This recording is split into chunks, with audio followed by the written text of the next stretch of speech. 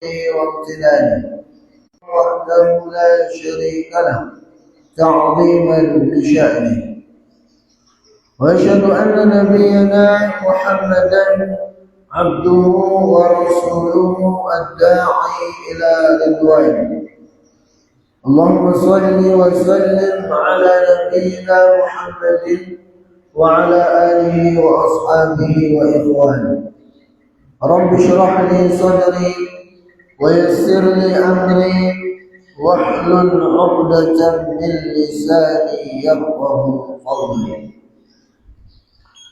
Para jemaah yang Allah muliakan, puji dan syukur senantiasa kita panjatkan kepada Allah Subhanahu wa taala atas segala limpahan nikmat dan karunia yang telah Allah Subhanahu wa taala berikan kepada kita semua.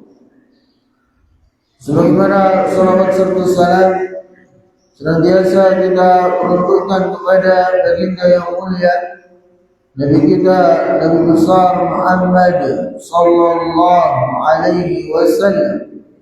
Begitu pula kepada keluarga beliau, kepada sahabat-sahabat beliau, kepada orang-orang yang selalu berusaha mengikuti dan menapaki jejak beliau hingga akhir zaman kelak. Para jemaah yang Allah muliakan, pada kesempatan ini kita akan lanjutkan pembahasan kita dari fikih. Itu kita akan bahas tentang ahkamul libas waz zina. Ya, hukum-hukum seputar berpakaian dan berhias. Ini yang perlu kita sama-sama pahami, ya, karena kita semua pastinya melakukan hal ini. Ya, bahkan ini adalah kebutuhan primer, kebutuhan dasar bagi setiap manusia, itu berpakaian. Nah, bagaimana ketentuan-ketentuan syariat Islam dalam berpakaian, ya, dalam berhias? Nah, agama kita ini agama yang paripurna, agama yang sempurna. Semuanya sudah dijelaskan. Ya, semuanya sudah komplit. Bahkan sampai-sampai tata cara cebok pun diajarkan dalam agama kita ini. Saking sempurnanya, saking ya paripurnanya agama kita, syariat kita, syariat Islam ini. Nah, maka di antara ya hukum-hukum yang semestinya kita ketahui juga adalah ini yang berkaitan dengan hukum seputar berpakaian dan berhias ini. Nah, pertama, ya para jemaah yang muliakan, apa hukum asal dari pakaian? Apa hukum asal dari berhias? Hukum asal berpakaian itu, hukum asal pakaian adalah mubah. Ya, hukum asalnya boleh-boleh saja. Al-aslu fil libasi waz zinati al-ibahati. Hukum asal dalam pakaian dan perhiasan itu adalah boleh. Ya, silakan digunakan pakaian-pakaian yang ada. Silakan berhias dengan perhiasan-perhiasan yang ada. Tidak ada salahnya, karena hukum asalnya adalah boleh. Nah, dalam Al-Quran, ya, surah Al-A'raf ayat 32, Allah Subhanahu wa taala berfirman, "Qul man harrama zinatallah allati akhraja li'ibadihi wat-thayyibati minar rizq." Katakan, siapa yang berani mengharamkan pakaian atau perhiasan yang Allah Subhanahu wa taala karuniakan kepada hamba-hambanya.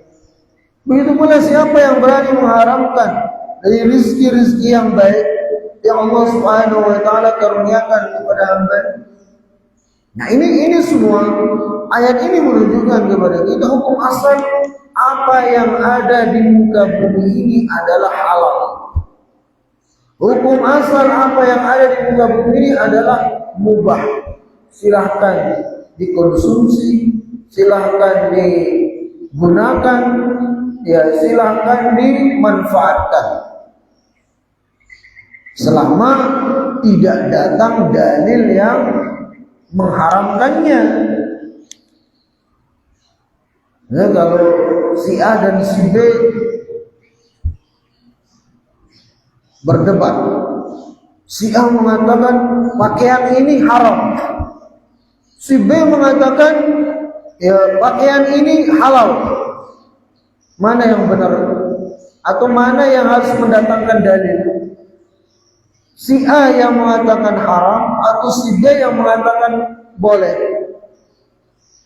Jawabannya adalah yang mengatakan haram, dia yang harus mendatangkan dalil.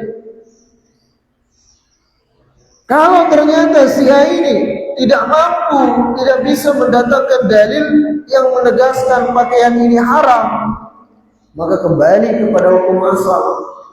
Itu apa? Hukum asal pakaian itu adalah boleh, mubah.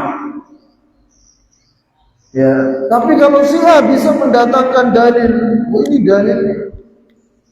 Ya, si B nanya, ini dalilnya sahih apa enggak? Kata si A sahih, riwayat Bukhari Muslim. Ya, dan pendalilannya benar bahwasanya pakaian ini hukumnya haram. Maka di sana berarti jelas hukumnya haram. Ini sama-sama ditinggalkan. Tapi kalau nggak ada dalil, maka kembali kepada hukum asal. Makanya ya dikatakan oleh para ulama, adamud dalili dalilun. Ketidakadanya dalil seseorang, ya itu adalah dalil untuk menunjukkan bahwasanya ya pakaian itu adalah mubah atau halal gitu. Nah, itu yang pertama. Jadi hukum asal pakaian atau perhiasan itu adalah mubah. Ya, berdasarkan keumuman juga firman Allah Subhanahu wa taala dalam Al-Qur'an, "Huwallazi khalaqa lakum ma fil ardi jami'an." Yang artinya dialah Allah Subhanahu wa taala yang menciptakan untuk kalian semua yang ada di muka bumi ini. Ya, dari makanannya, dari pakaiannya, dari perhiasannya, itu Allah ciptakan untuk kita. Ya, sehingga kembali kepada yang kita sebutkan tadi, hukum asal segala sesuatu di muka bumi adalah halal, mubah sampai datang dalil yang mengharamkannya. Nah, kemudian para jamaah yang bermuliakan, selanjutnya di sini Syekh menyebutkan tentang definisi aurat dan batasan-batasannya. Nah, tatkala kita berbicara tentang pakaian, tentunya itu ya kuat kaitannya dengan aurat. Nah, apa definisi aurat dan batasan-batasannya kayak apa? Batasan aurat laki-laki sampai mana? Batasan aurat perempuan sampai mana? Pertama adalah apa definisi aurat? Hiya ma yajibu satruhu min jismi rajul awil mar'ah. Aurat adalah apa yang wajib ditutupi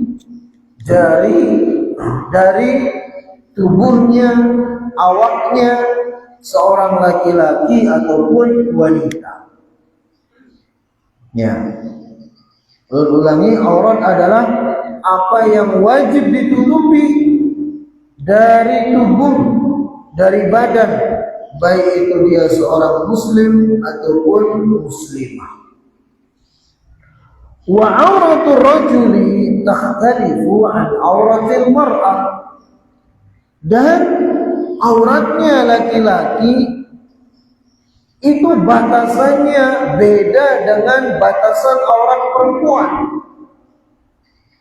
Ya, enggak sama. Batasan aurat laki-laki sama beda dengan batasan aurat perempuan. Nah, sekarang kita bahas bagaimana atau seperti apa batasan aurat laki-laki dulu.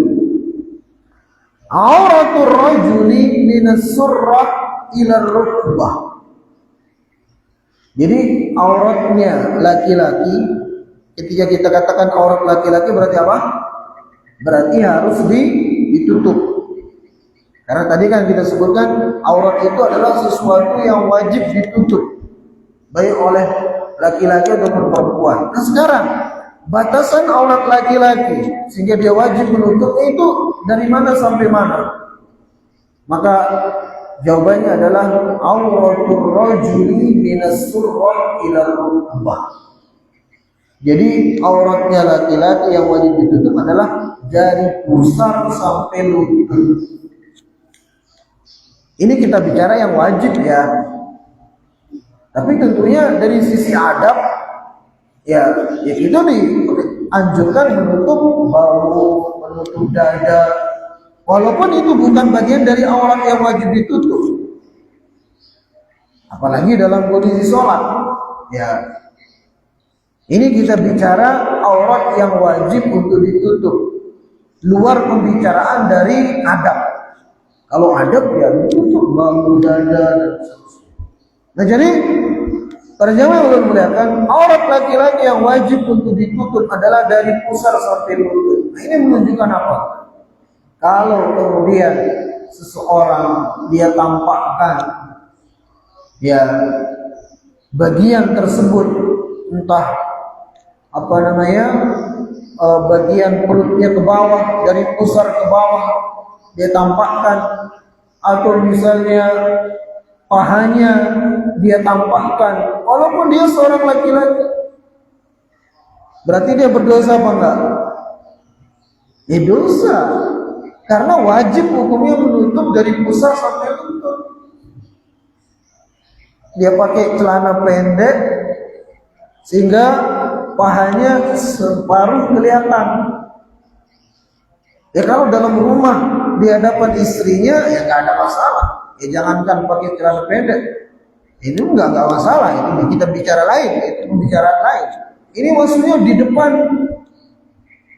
orang-orang yang bukan mahram. Ya. Dalilnya mana? Wa dalilu ala dzalika hadis anna Rasul sallallahu alaihi wasallam ra'a rajulan kashifan an fakhidhihi. Dalilnya adalah hadis bahwasanya Nabi sallallahu alaihi wasallam pernah melihat ada seorang laki-laki yang dia membuka bagian pahanya. Faqala ghatti fakhidhaka fa innaha minal aurah. Kata Nabi sallallahu alaihi wasallam, tutup pahamu karena sesungguhnya paha itu adalah bagian dari aurat.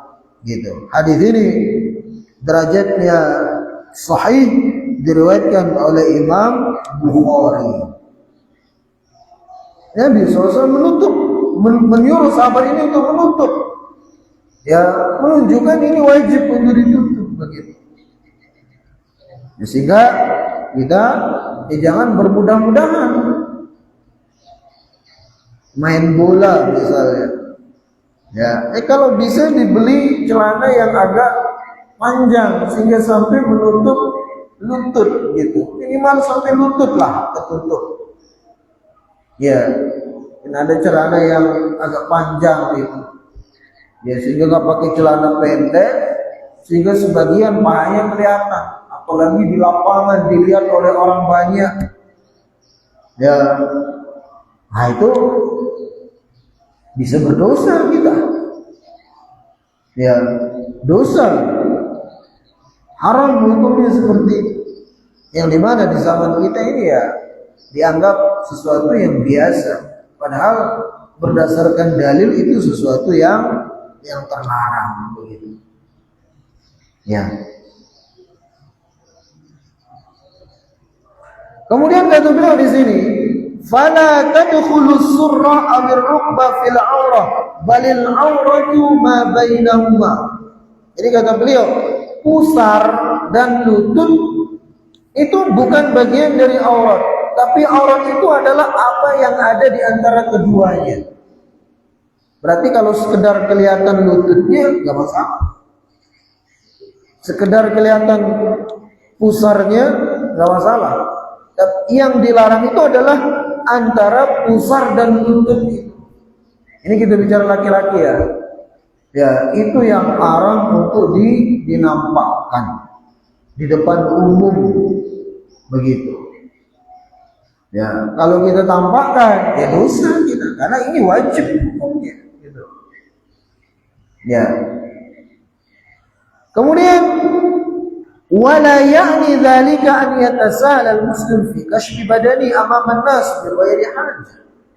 Dan ini bukan berarti menunjukkan kemudian seseorang dia semuanya menampakkan badannya, menampakkan dadanya ya di depan umum. Tetap dia dianjurkan karena itu bagiannya pada adab, pada sopan santun gitu.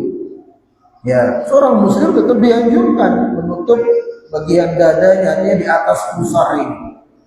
Ya, ini nanti bagiannya ya kaitan dengan adab sopan santun begitu. Tapi yang kita bahas di sini adalah tentang mana yang wajib untuk ditutup. Sehingga kalau nggak ditutup itu berdosa.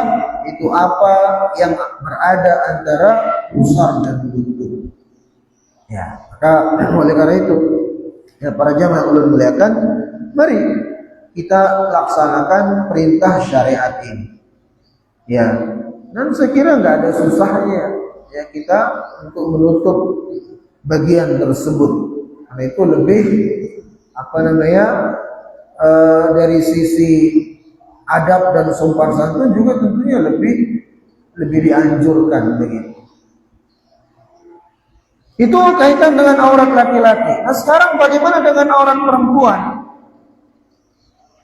Aurat perempuan itu dibagi menjadi dua. Pertama adalah aurat wanita di hadapan laki-laki yang bukan mahramnya.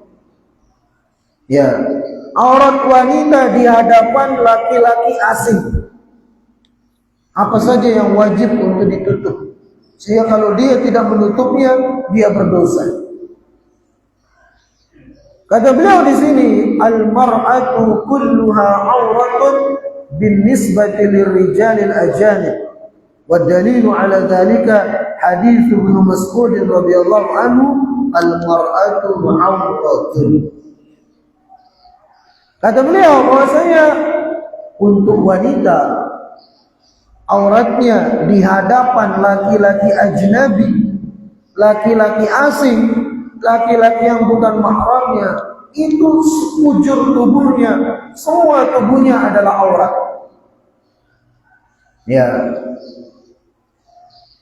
Sebagaimana sabda Nabi SAW dari hadis Ibnu Mas'ud, Rasulullah SAW bersabda, al-mar'atu auratun. Sesungguhnya wanita itu adalah aurat begitu. Ya. Nah, sehingga ini kalau dalam mazhab Hambali, wanita itu semuanya aurat. Dari ujung rambut sampai ujung kakinya di hadapan laki-laki asing. Sehingga dalam mazhab Hambali, sebagian pendapat ulama yang lainnya kayak cadar itu wajib. Tapi kalau dalam mazhab Syafi'i dan yang lainnya, yang boleh ditampakkan cuma wajah dan telapak tangan. Dua-duanya ada dalilnya, begitu. Dua-duanya ada dalilnya. Ya, mau yang menampakkan wajah telapak tangan silakan. Ya, tapi semua ulama sepakat kalau wanita itu bisa menutup wajah, semua mengatakan itu yang afdal. Tapi sebagian mengatakan itu tidak wajib, sebagian mengatakan wajib gitu. Ya.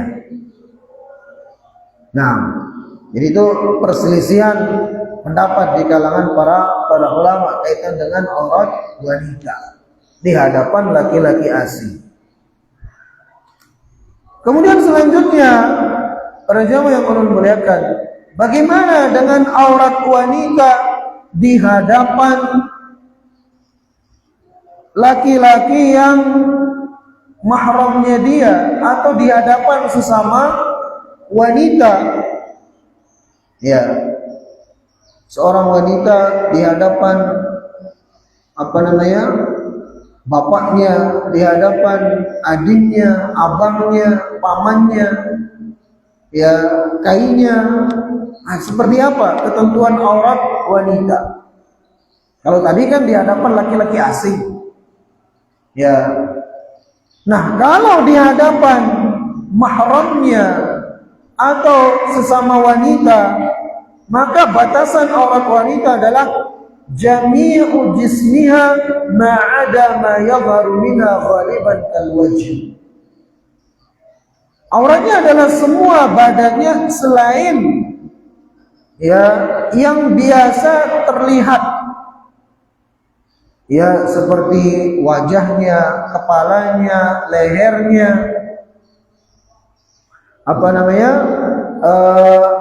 tangannya sampai siku dan seterusnya, kemudian juga kakinya, itu enggak masalah kelihatan. Ya di hadapan laki-laki yang merupakan mahramnya dia. Ya, seorang anak perempuan misalnya, di hadapan bapaknya dia enggak pakai jilbab, kepalanya ini terbuka, kakinya bagian bawah terbuka, masalah. Karena itu bapaknya dia atau abangnya dia, adiknya dia, pamannya dia. Ya, karena itu mahramnya dia begitu. Ya, tapi tetap menjaga sopan santun. Ya, jangan kemudian pakai baju yang ketat dan semacamnya. Ya. Nah begitu pula di hadapan wanita, begitu. Di hadapan wanita nggak masalah seperti itu. Ya. Tapi lebih dari itu tetap diharamkan. Ya. Misalnya seorang anak perempuan, ya dia pakai celana pendek di depan bapaknya, di depan pamannya, di depan adiknya, abangnya, nggak boleh. Ya, tetap dilarang seperti itu. Ya, harus dijaga juga sopan santun. Gitu. Dan kita saksikan sendiri kadang terjadi hal-hal yang tidak diinginkan gara-gara seorang wanita bermudah-mudahan berpakaian seperti itu walaupun di hadapan mahramnya. Ya, betul banyak kita dengar berita yang terjadi, naudzubillah, seorang ya perempuan dengan abangnya, dengan adiknya terjadi hal-hal yang tidak diinginkan. Mungkin berawal dari bermudah-mudahan dalam berpakaian seperti itu. Ya, kita kenal dengan hubungan incest atau antara sesama sedarah, hubungan sedarah, naudzubillah. Itu bisa terjadi. Ya, kadang itu berawal dari tidak menjaga batasan pakaian walaupun dengan sesama walaupun dengan mahramnya, sehingga terjadi hal-hal yang tidak diinginkan. Nah, jadi dalam syariat kita, seorang wanita ya ketika di hadapan mahramnya, itu yang boleh dia buka adalah leher ke atas, kemudian ini sampai tangannya, kakinya, yang mungkin pertengahan betis sampai telapak kaki, ya selebihnya harus ditutup. Ya, dan dengan pakaian yang lebar, tentunya tidak ketat sehingga membentuk lekuk-lekuk tubuhnya dan seterusnya. Begitu. Nah, itu dia ketentuan, ya batasan-batasan aurat bagi perempuan. Nah, Kemudian selanjutnya, hukmu kasfil aurah. Apa hukum seseorang yang menutup apa hukum seseorang yang dia menampakkan auratnya? Yajibu 'alal muslim an yahfaza 'auratahu min nadharil akharin ilaiha. Bahwasanya wajib bagi setiap muslim untuk menjaga auratnya dari pandangan orang lain. Wa yahrumu 'alaihi kashfuha, dan diharamkan bagi dia untuk menyingkapnya, menampakkannya. Wa dalilu 'ala dzalika hadits Muawiyah ibn Haidah al-Qushayri radhiyallahu anhu qala. Dalilnya adalah hadis Muawiyah bin Haidah al-Qushayri. Beliau menyebutkan bahwasanya Rasulullah sallallahu alaihi wasallam bersabda, "Ihfaz aurataka illa min zaujatika." Dia kata Nabi sallallahu alaihi wasallam kepada salah seorang sahabat laki-laki, jagalah auratmu kecuali dari istrimu. Ya, jagalah auratmu kecuali dari istrimu. Begitu pula kita katakan pemahaman sebaliknya. Ketika kita katakan kepada wanita muslimah, wahai wanita muslimah, jagalah auratmu kecuali di hadapan suamimu. Ya kalau antara suami istri ya nggak ada aurat-auratan gitu kan. Maka Nabi SAW mengatakan, ihfaz aurataka illa min zawjatika. Jaga auratmu kecuali dari istrimu. Ya, walaupun kepada sesama jenis. Ya, antara laki-laki dengan laki-laki nggak boleh dia semuanya menampakkan auratnya, apalagi mandi bareng. Walaupun dengan sesama jenis, ya auratnya disingkap di hadapan kawannya, walaupun sama laki-laki. Kadang itulah awal mula dari orang itu menjadi penyuka sesama jenis. Berawal dari dia saling menampakkan aurat di hadapan sesama jenisnya, sehingga timbul rasa, sehingga ya muncullah keinginan kepada sama jenis. Kadang awal mulanya begitu. Makanya agama kita ini memberikan batasan-batasan. Bahkan dalam syariat kita, anak yang sudah umur 10 tahun itu nggak boleh dalam tempat tidur mereka satu selimut, walaupun sama jenis. Ini kita bicara sama jenis.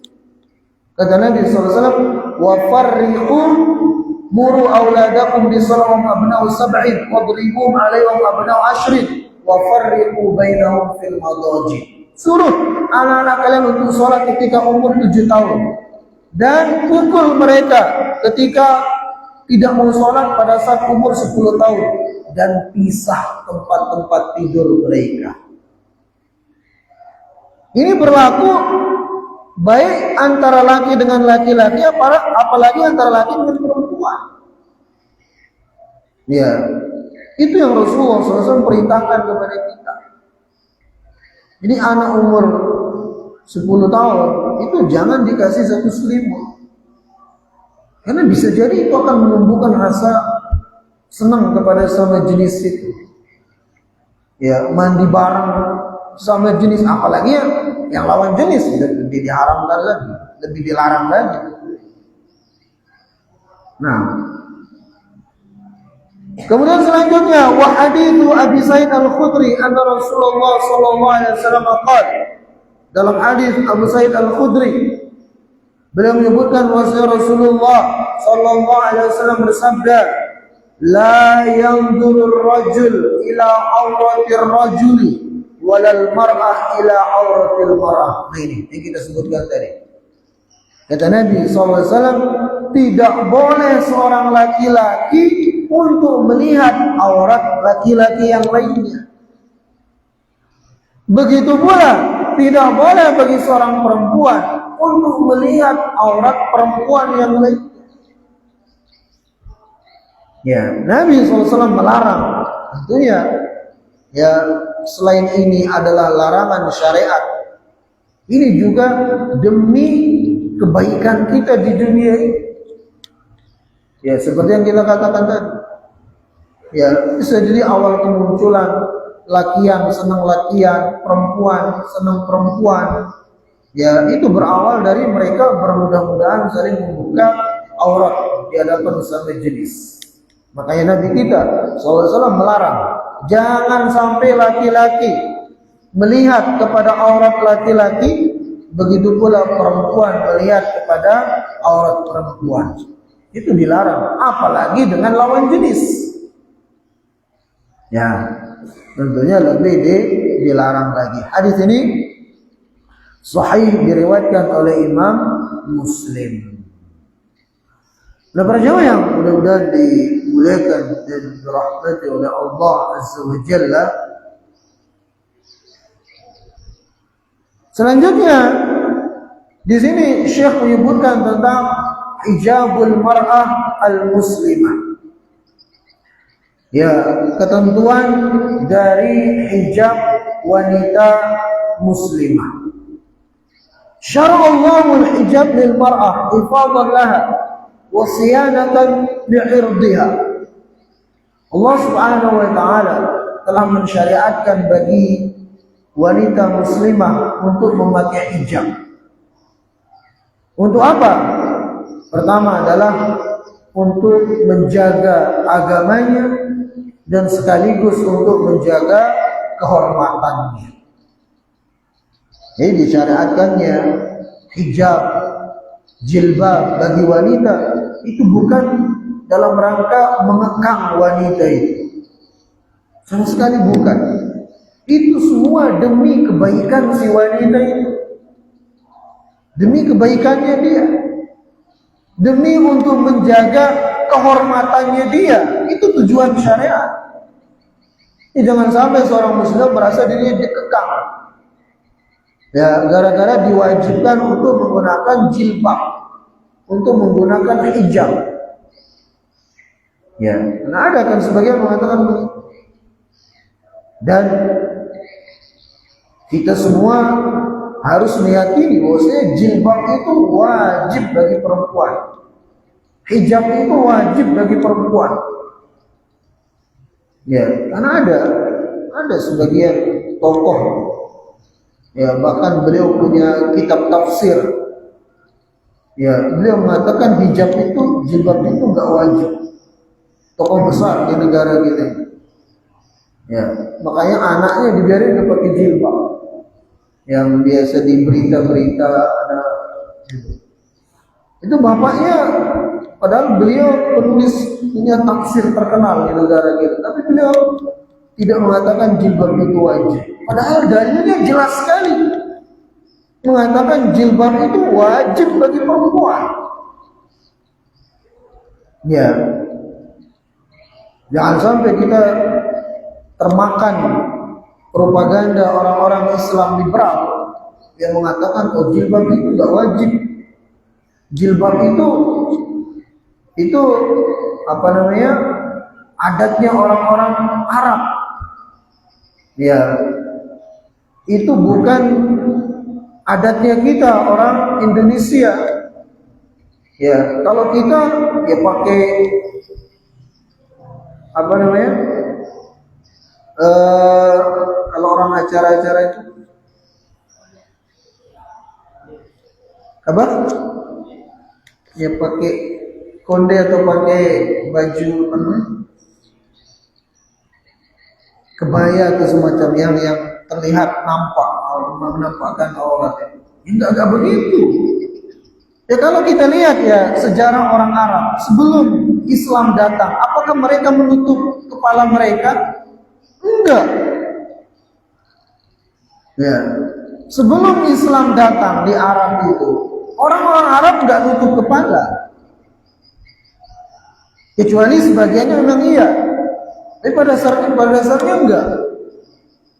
Ada di Arab itu ya semacam festival, tapi yang memperagakan anak-anak kecil, ya anak-anak perempuan kecil. festival ini baju adat orang-orang Arab zaman dahulu. Ya, itu nggak ada yang pakai jilbab, nggak ada yang menutup kepala. Kalaupun nutup kepala kayak hiasan apa gitu.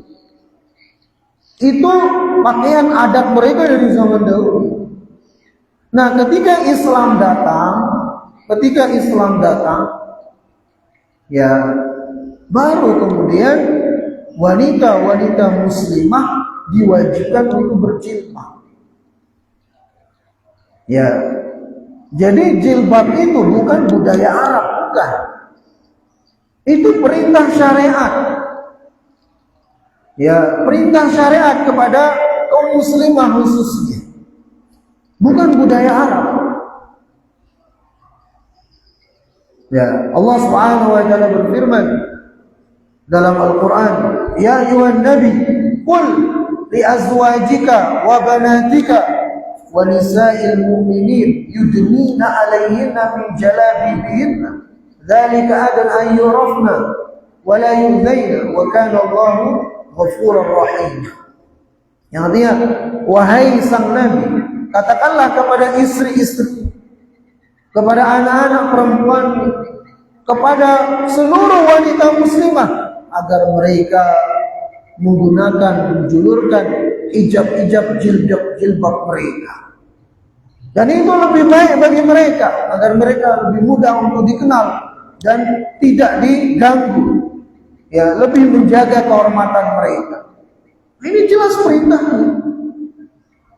Ya, makanya disebutkan para sahabat-sahabat wanita, karena mereka sebelum turun ayat hijab ini mereka nggak pakai jilbab. Ya, apa yang dilakukan oleh para sahabat-sahabat wanita ketika turun ayat ini?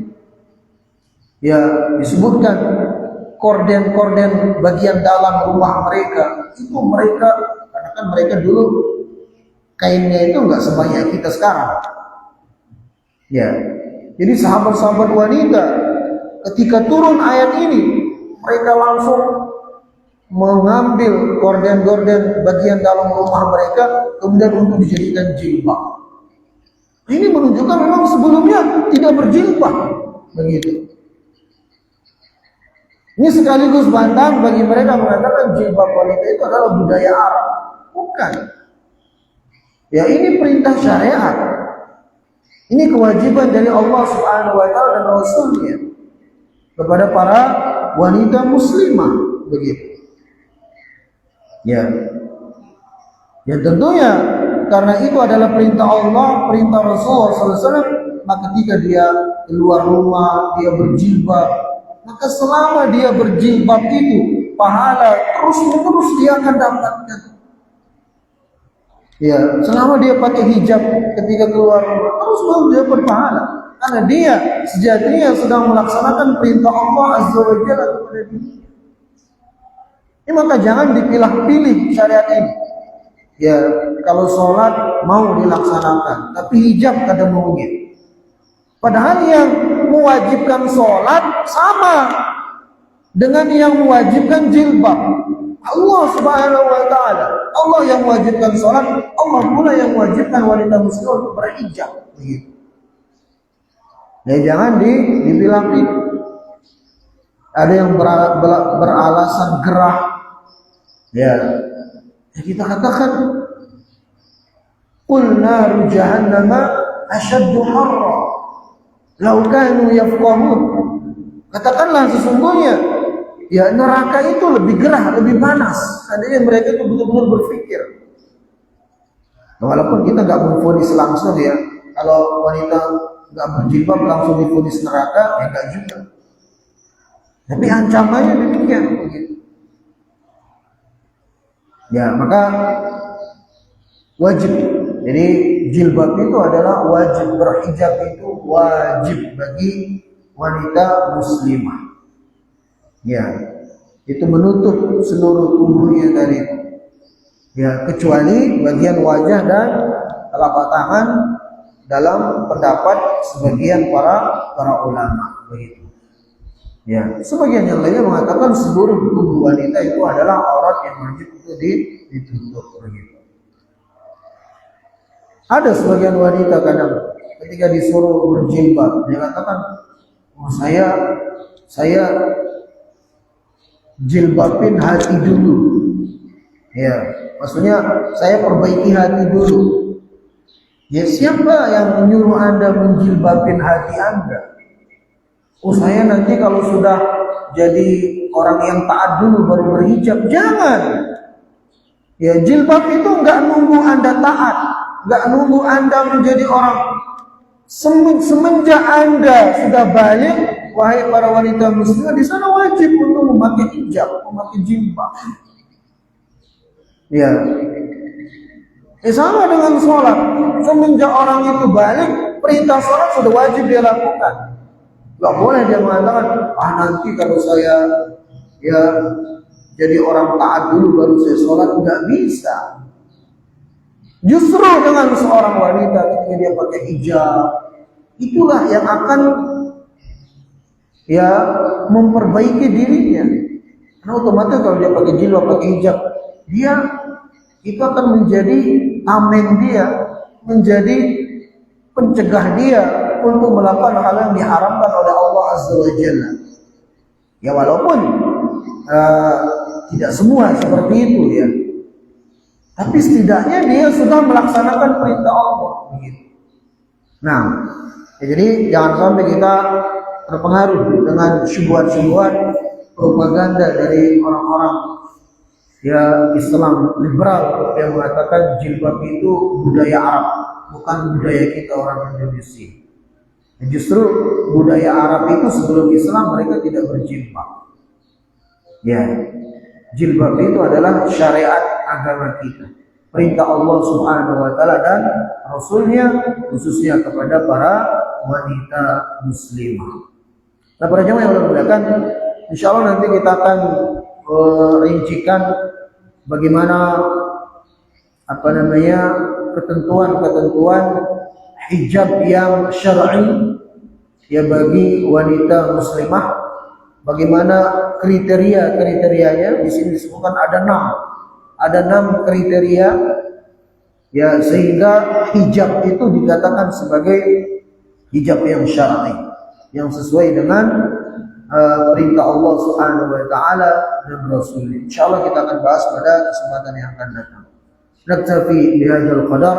Subhanakallahumma wa bihamdika asyhadu an la ilaha illa anta astaghfiruka wa atubu ilaika. Assalamualaikum.